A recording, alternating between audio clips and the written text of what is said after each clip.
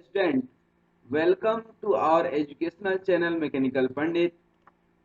हम लोग machine design में आज पढ़ेंगे एक इंट्रोडक्टरी पार्ट कि बेसिकली मशीन डिजाइन होता क्या है, मशीन डिजाइन क्या है और इसका कंटेंट क्या है। What are the different types of machine design.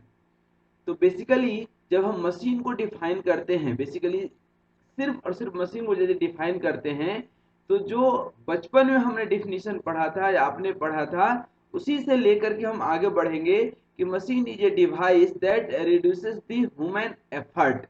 यदि ह्यूमन एफर्ट को कम करता है इसका मतलब कि कंफर्ट को बढ़ाता है। Effort reducing and comfort is increasing. तो अब हम यहाँ पे देखें, कोई भी मशीन यदि देखते हैं, even it is cycle, scissor, nail cutter and whatever you can name, just it reduces the human effort. That means we can define generally, in general term, machine is a combination of various component and elements arranged in a specific manner to serve a specific purpose. Machine design includes designing the elements and arranging the element in optimum way to serve or to fulfill the purpose. तो ये है हमारा machine design. That means it is a combination of elements और part that is arranged in a proper manner to work together. एक दूसरे से association होना, एक दूसरे से सिंक्रोनस होना और किसी स्पेसिफिक पर्पज के लिए वह बना होता है। जैसे आप कोई भी मशीन देखेंगे तो it is having some specific purpose. और दूसरे एक फॉर्म और कई सारे मशीन के डिफिनीशन हैं, लेकिन अभी बेसिक डिफिनीशन हम यही देखेंगे। फिर आने वाले समय में और कई सारे मशीन के डिफिनीशन हम देखेंगे। कुछ एग्जांपल्स हैं मशीन के। अब मशीन जो है एक सिंपल लीवर से लेकर के एक रोबोट तक, एक एरोप्लेन तक, चाहे वह एक छोटा सा मशीन है, जैसे कि अभी हमने दिखाया था कि एक simple nail cutter is also one kind of machine. यहाँ पे आप जैसे हैंड ड्रिल देखते हैं या ग्रास कटर देखते हैं, प्रिंटर देखते हैं, दीज आर ऑल मशीन। घर में आप वॉशिंग मशीन देखते हैं, साइकिल देखते हैं, मोटरसाइकिल देखते हैं, तो these are all machines. That means एक नेल कटर से लेकर के एक एरोप्लेन तक, एक रोबोट तक और even a human being is itself one kind of machine. हम देखेंगे टाइप्स ऑफ डिजाइन कि डिजाइन कितने टाइप्स के होते हैं। अभी हमने मशीन देखा और अब देखते हैं टाइप्स ऑफ डिजाइन। तो basically there are three types of machine design. First one is the adaptive design, second हम लोग देखेंगे डेवलपमेंट और तीसरा देखेंगे बेसिकली न्यू डिजाइन। तो जो एडेप्टिव डिजाइन होता है बेसिकली इन दिस, इसमें जो एग्जिस्टिंग डिजाइन है, कोई एग्जिस्टिंग मशीन है उसमें थोड़ा सा मॉडिफिकेशन करके या कुछ टेक्निकली उसको चेंज करके हम लोग एक नया जो है प्रोडक्ट जो है मार्केट में लाने की कोशिश करते हैं। That means you are not doing something new but you are just going to modify the existing design and so you get a different kind of product or system, that is called adaptive design। adaptive मतलब आपने as it is उसको adopt किया with some technical change, that is called adaptive design। जैसे adaptive design हम बता रहे थे, adaptive design जैसे आप आईसी इंजन की इंजन देखिए, इंजन में पिछले 50 साल में कहीं कोई चेंज नहीं हुआ है, सिर्फ मॉडिफिकेशन हो रहा है, बेसिक एलिमेंट उसका कुछ चेंज नहीं हुआ है। सेकेंड हम देखें डेवलपमेंट डिजाइन। तो this type of design basically requires a very scientific calculation, dimension, size, training and all those parameters for design, and it is the ability in order to modify the existing design into new idea by adapting a new material or different method to manufacture। अर्थात जो existing product था उससे हम idea लेंगे, लेकिन एक नया product develop करेंगे जिसमें कि नया मटेरियल और कुछ डिफरेंट मैन्युफैक्चरिंग टेक्नोलॉजी लगा करके हम यूज करेंगे। जैसे आप देखिए कोई इलेक्ट्रिकल हीटिंग मशीन है, इन्हें कॉन्सेप्ट वही है लेकिन एक नए फॉर्मेट में। आप जो है पहले गांव घर में चूल्हे पे खाना बनता था, गैस आया, अब उसके बाद इलेक्ट्रिसिटी आ गया है, माइक्रो ओवन आ गया। Basically what are all these are the basic concept, लेकिन डिजाइन चेंज हो गया, हमने एक नया मेथड लगा दिया और एक नया प्रोडक्ट हमें मिल गया। न्यू डिजाइन की यदि बात करें तो basically this requires lot of research, technical ability, creative thinking, creativity of the designer. फिर सोसाइटी की नीड्स पता होनी चाहिए। देखिए मार्केट में दो चीज होता है, एक नीड होती है और दूसरा नीड हम लोग क्रिएट करते हैं।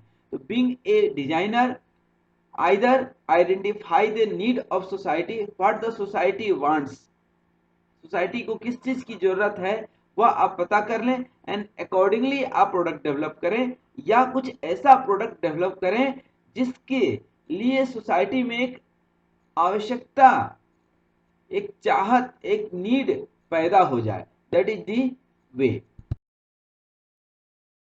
Phases of the design, phases of the design अर्थात डिजाइन कहाँ से शुरू होता है और कहाँ पे खत्म होता है। यूं तो खत्म कहीं नहीं होता है लेकिन शुरू जरूर होता है। शुरू होता है नीड अर्थात प्रॉब्लम को आइडेंटिफाई करते हैं कि हमें किस चीज की जरूरत है, किस प्रोडक्ट की जरूरत है, किस एलिमेंट की जरूरत है, किस कंपोनेंट की जरूरत है। That is the recognition of need. फिर उस नीड को हम डिफाइन करते हैं technically. Then we synthesis, analysis, evaluate and presentation. अब वन बाय वन इन सभी पॉइंट्स को हम लोग देखेंगे।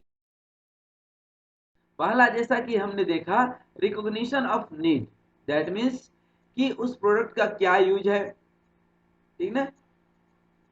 We have to get the information related to market and customer, उसकी कैरेक्टरिस्टिक्स क्या है, पहले क्या हो चुका है, अभी उसका वर्तमान क्या है, उसका फ्यूचर कंजम्पशन रेट क्या रहेगा, उसकी रियलिस्टिक एस्टिमेट क्या है, फ्यूचर में डिमांड मान लीजिए कि नहीं रहेगा और अभी आप प्रोडक्ट जब बनाना शुरू कर, प्रेजेंट में तो डिमांड है, लेकिन डिमांड है और आप प्रोडक्ट मैन्युफैक्चर करेंगे तो करते करते आपको हो सकता है कि 2 महीना, 6 महीना, साल भर लगे और साल भर के बाद प्रोडक्ट का डिमांड खत्म हो जाए। That you have to identify its longevity, अर्थात आपको जो है फ्यूचर में इसकी डिमांड रहेगी कि नहीं। That you must have to have long vision, वो दूरदृष्टि आपके पास होनी चाहिए और उसके साथ एसोसिएटेड रिस्क फैक्टर भी मालूम होना चाहिए, क्योंकि हर चीज के साथ एक रिस्क जुड़ा हुआ होता है। दूसरा कि technically definition of the problem, that means you have to technically define the problem कि क्या प्रॉब्लम है and how can we cope up with the problem. Problem क्या है, हो सकता है कि वो प्रोडक्ट एग्जिस्टिंग में तो है लेकिन उसका कॉस्ट इतना ज्यादा है कि कस्टमर उसको लाइक नहीं करता है। That may be another problem. उसकी कॉस्ट रिडक्शन आपको करना हो, that may be the challenge. उसके बाद कुछ स्पेसिफिकेशन है या रिलायबिलिटी है, ड्यूरेबिलिटी है, कुछ प्रोडक्ट में प्रॉब्लम है, हो सकता है कि कस्टमर को पसंद नहीं आ रहा, तो आपको उस प्रॉब्लम को आइडेंटिफाई तो आपने कर लिया, अब उसको डिफाइन करना है कि एक्चुअली कस्टमर की वांट क्या है, जरूरत क्या है और हम कैसे उसको फुलफिल करेंगे। सिंथेसिस, दैट मीन्स कि आपको एक पॉसिबल साइज, मटेरियल कौन सा लगेगा, किस साइज का लगेगा, क्या शेप होगा, ठीक ना, किस तरह का उसके अंदर मोशन होगा, कितनी स्ट्रेंथ की जरूरत पड़ेगी। These are all synthesis, these are all synthesis. आ जाइए एनालिसिस पे। जब हम एनालिसिस पे देखते हैं इसमें क्या है, size of the each component practically, theoretically क्या रहा है, that is not important but must be practical, ठीक है। उसमें जो भी एनर्जी कंजम्पशन है, कौन सा मटेरियल सुटेबल होगा, ठीक ना, क्योंकि कई सारे मटेरियल होंगे, आप में को जो है ये एबिलिटी होनी चाहिए ड्यूरिंग सिंथेसिस कि which material will be more suitable for this product, what procedure will be followed, क्योंकि कई सारे मेथड होंगे एक ही जगह पे जाने के लिए, आपके पास कई सारे रास्ते हैं, देन आपको एक सुटेबल रास्ता चूज करना पड़ेगा। That is the part of analysis. Synthesis अपने जगह पे था, लेकिन उस रास्ते पे अर्थात उस लक्ष्य को पाने के लिए, उस प्रोडक्ट को मैन्युफैक्चर करने के लिए, डिजाइन करने के लिए आपके पास बहुत सारे तरीके होंगे। तो which method is the best suitable method, वह आपको आइडेंटिफाई करना है with the help of analysis. तो इसमें सबसे बड़ा एक जो मेथड लगता है आज के डेट में, या पहले भी यही था, हीट एंड ट्रायल मेथड। उसके बाद इवेल्युएशन, यह बेसिकली फाइनल प्रूफ है। एक दैट मीन्स कि आप ये बोल सकते हैं एक प्रोटोटाइप करके कि फाइनल जैसे कार हम बनाते हैं तो एग्जैक्टली कार बनाने के पहले एक वर्चुअल कार बना करके और जो एज इट इज पैरामीटर करके उसको हम इवेल्युएट कर लें लेबोरेटरी में, हर तरह से हम इसको फिजिबल कर लें, फिजिबिलिटी चेक कर लें, फीडबैक ले लें, उसको रन करके देख लें कि whether this product is suitable for market और नॉट, कहीं कोई कमी है तो इनिशियल फेज में ही उसको दूर कर लें, क्योंकि मार्केट में उतारने के बाद यदि प्रोडक्ट फेल होता है या कोई कमी निकलती है तो there are two kind of loss. One is the economical loss, जो प्रोडक्ट फेल हो जाएगा मार्केट में, और दूसरा जो सबसे बड़ा लॉस है, कंपनी की ब्रांड वैल्यू गिर जाएगी, उनकी अपनी बेइज्जती होगी। तो दोनों चीज को देखना है। फिर मार्केट में कंपटीटर्स भी आपके बैठे हुए हैं, you have to beat your competitor. तो हर तरह से एन केन प्राकृण आपको इवेल्युएट करना है अपने प्रोडक्ट को, that is the part of evaluation. देखिए कॉन्सेप्ट को समझिए, पहला हमने क्या बताया कि नीड आइडेंटिफाई कीजिए, फिर उस नीड को टेक्निकली डिफाइन कीजिए आप अपने लैंग्वेज में, एक डिजाइनर के लैंग्वेज में, फिर उसके हिसाब से कौन सा मटेरियल लगेगा, किस साइज का लगेगा, कितना लगेगा, उसका कॉस्ट कितना होगा, यह सब कुछ तैयार कीजिए। देन उसकी एनालिसिस कीजिए फॉर ऑप्टिमाइजेशन, क्योंकि आपके पास उस प्रोडक्ट को बनाने के लिए कई सारे मटेरियल होंगे, आखिर कौन सा मटेरियल चूज करेंगे, कई सारे मेथड होंगे, किस मेथड को आप चूज करेंगे, कई सारे आपके पास इंजीनियर होंगे, वर्कर होंगे, किसको हम शूट कर जो है सिलेक्ट करेंगे। That is the optimization. And then after making the product, making the design, you have to cross check, you have to evaluate very minutely, each and every step should be clarified within the company, क्योंकि एक बार company से product निकल गई तो company की profit बाद में है, ब्रांड इमेज पहले है। यदि प्रोडक्ट फेल होता है तो उसकी ब्रांड इमेज खराब होती है। सिक्स्थ नंबर है प्रेजेंटेशन, ठीक ना, यह लगभग फाइनल स्टेप है, ठीक ना। यह basically you communicate your design details, correct dimension, machining process कौन सा आपने यूज किया है, टॉलरेंस कितना लिया है, ठीक ना, क्या वर्किंग कंडीशंस हैं, उसकी क्या लिमिटेशंस हैं, कितनी कॉस्ट है, क्या मटेरियल है। फाइनली आप किसको प्रेजेंट करते हैं, मैनेजमेंट को, क्योंकि कोई लॉस होता है या प्रॉफिट होता है तो उसकी सबसे बड़ी जिम्मेदारी कौन लेता है, मैनेजमेंट। और आपके प्रेजेंटेशन से, आपके आइडेंटिफिकेशन से, आपके रिसर्च से मैनेजमेंट को लगना चाहिए कि this product is useful and really this product has market, it will give benefit to the company, then only management will invest on your idea। तो इस तरह से प्रेजेंटेशन शुड बी वेरी, और सिर्फ प्रेजेंटेशन कंपनी को ही नहीं, आपको अपने कस्टमर तक इस चीज को कम्युनिकेट करना है, ग्राफिकली, ओरली बोल करके, या एडवर्टाइजमेंट के थ्रू, या डिटेल ड्राइंग जो है each component and assembly of the machine with complete specification for the manufacturing drawing with tolerances, अर्थात ये सब कम्युनिकेशन प्रॉपर होना चाहिए within the company and outside the company. ये दोनों जगह आपका कम्युनिकेशन बहुत अच्छा होना चाहिए, क्योंकि हर इंजीनियर वर्कर के पास तो जाएगा नहीं, जाएगा क्या, ड्राइंग, आपकी रिटन स्टेटमेंट। तो आपकी कम्युनिकेशन या आप फोन पे उसको बताएंगे तो your communication, way of communication should be so clear कि आपकी हर एक बात को वह सुपरवाइजर हो या ऑपरेटर हो समझ जाए कि हाँ डिजाइन इंजीनियर साहब ने फोन किया है तो ये कहने का उनका मतलब है। There should no any confusion either in drawing, in detailing and in verbal communication. जो भी है कहीं कंफ्यूजन नहीं होना चाहिए within the company, outside the company. जो है फेजेज ऑफ द डिजाइन के बाद कुछ और जो मेथड के बेस्ड डिजाइन है वो हम देखेंगे। सबसे पहला है हमारा इंपेरिकल डिजाइन।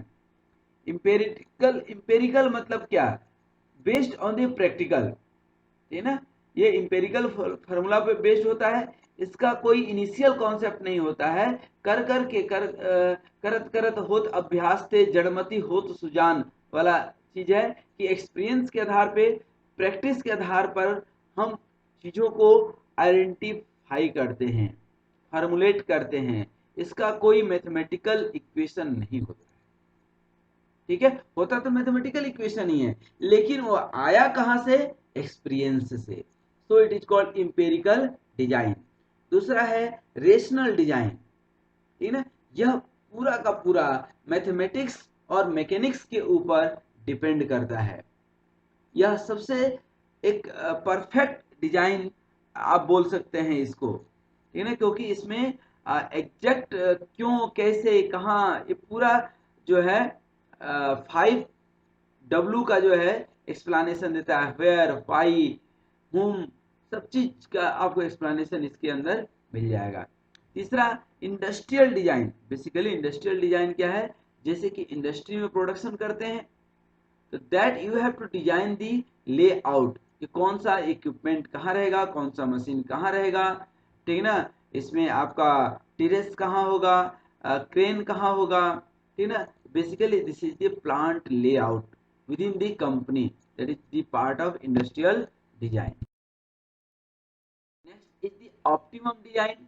जैसा कि अभी हमने बताया कि आपके जो भी स्पेसिफिक ऑब्जेक्टिव होंगे, जो भी ऑब्जेक्टिव होगा, जो भी प्रोडक्ट बनाना होगा, प्रोडक्ट के अंदर जो भी फंक्शन होंगे, जो भी कैरेक्टरिस्टिक्स होंगे, जो भी डिजाइन पैरामीटर होंगे, लेकिन इन सब के साथ साथ पॉजिटिविटी के साथ नेगेटिविटी होना जो है कोई स्पेसिफिक नहीं है, जनरली रहता ही है।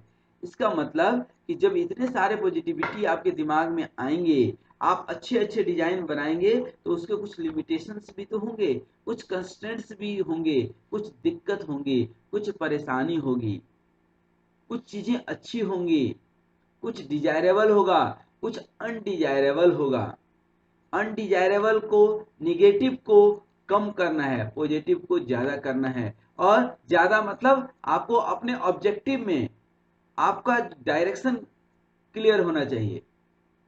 What are the constraints, what are the limitations, दिक्कत क्या है। दिक्कत को पूर्ण तरह से जीरो कर सकते हैं, वेल एंड गुड नहीं कर सकते हैं, जितना मैक्सिमम इसको रिड्यूस कर सकते हैं उतना इसको रिड्यूस करना है। That is the optimum design. That means कि ऑप्टिमम कहने का मतलब कि with in minimum cost, with in minimum time, with good strength, ठीक है ना, high reliability, high durable product. मतलब कि कॉस्ट भी कम रहे और प्रोडक्ट भी अच्छा रहे। That is the optimum design.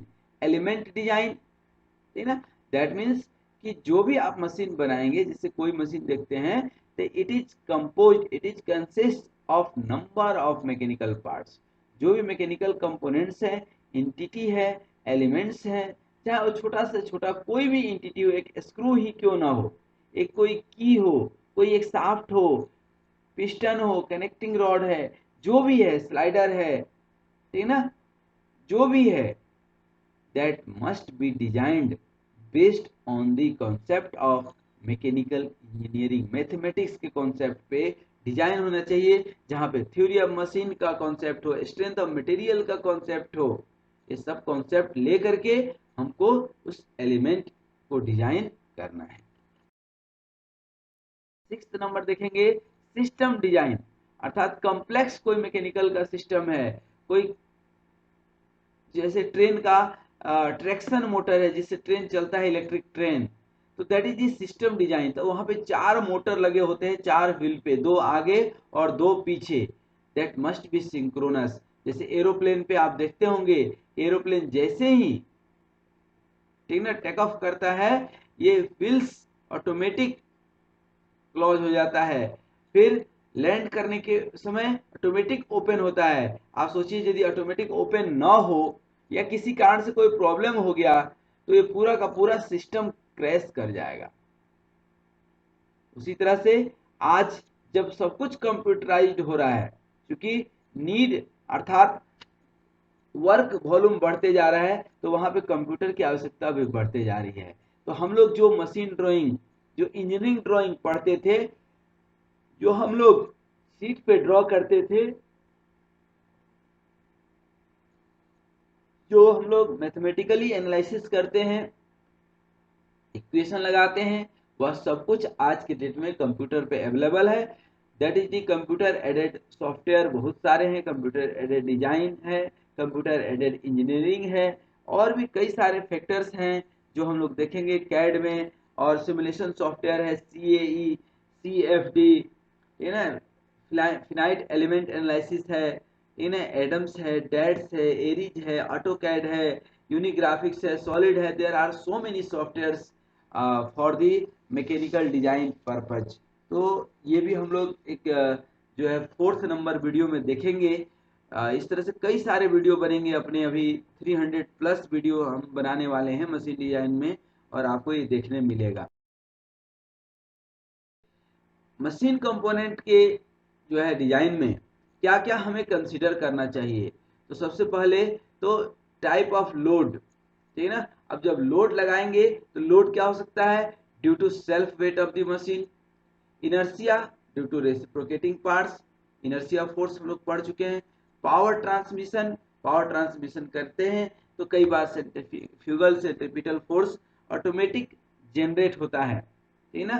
Change of nature, temperature, ठीक है ना, frictional forces, these all have to be considered.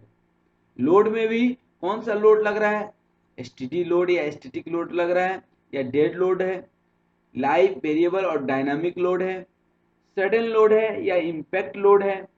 तो you have to see and accordingly formula will get change.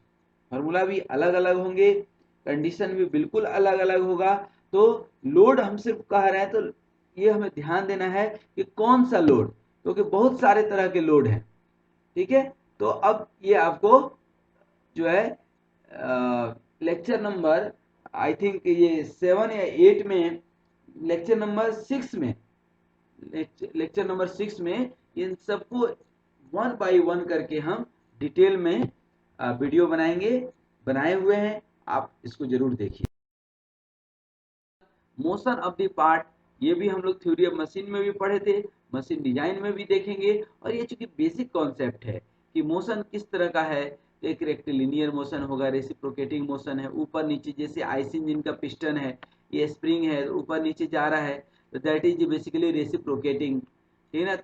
Rotary motion, ये साइकिल का wheel है और ये आगे जा रहा है, कांस्टेंट स्पीड है, ठीक है ना, वेरिएबल एक्सेलरेशन हो, ठीक है ना। अब कोई भी मशीन कंपोनेंट बना रहे हैं, मशीन के पार्ट्स बना रहे हैं, तो which material has to be used, that is very important. Material selection of the material is very important, कि हम क्या यहाँ पे लकड़ी दें या लोहा दें, आयरन, स्टील, उसमें भी कई सारे वेराइटीज ऑफ स्टील है, कौन से स्टील का, तो that you have to check the basically load, कि आप कितना लोड लगाने वाले हैं, क्या रिक्वायरमेंट है, ये मशीन का पार्ट्स कहाँ लगने वाला है, that you have to see, ठीक है। और accordingly you have to select the material economically feasible and available, भी होना चाहिए, साथ में फिजिबल भी होना चाहिए, ये सब कैरेक्टरिस्टिक्स मटेरियल के अंदर होना चाहिए। फोर्थ नंबर है साइज ऑफ द पार्ट या फॉर्म ऑफ द पार्ट, किस साइज का पार्ट होगा, that you will need to calculate mathematically. Lubrication, particular यदि मूविंग एलिमेंट्स है तो उसमें किस टाइप का लुब्रिकेशन यूज होगा, उसके ऑपरेशनल फीचर्स कौन कौन से हैं, that you need to define. Standard parts कहने का मतलब है कि एक ऐसे पार्ट्स जो स्टैंडर्ड पार्ट्स हैं जिसकी अवेलेबिलिटी मार्केट में कहीं भी उपलब्ध हो। आज मारुति के कार सबसे ज़्यादा आज भी इंडिया में चलती है, क्यों, कि उसके पार्ट्स इजीली अवेलेबल हो जाते हैं, क्योंकि उसमें स्टैंडर्ड पार्ट्स यूज किए गए हैं। 90% of the parts are standard parts in all kind of car nowadays. कोई भी कंपनी का कार है उसमें 90% के आसपास स्टैंडर्ड पार्ट्स है, अर्थात वह पार्ट्स आपको एक कार से दूसरे कार में लग जाते हैं और इजीली अवेलेबल हो जाते हैं। कोई भी मशीन है या कोई भी है, कोई भी मशीन है, कोई भी कंपनी है, कोई भी काम है, वह जिंदगी का एक हिस्सा है, जिंदगी नहीं है। इसलिए ऑपरेशन के दौरान safety is utmost important.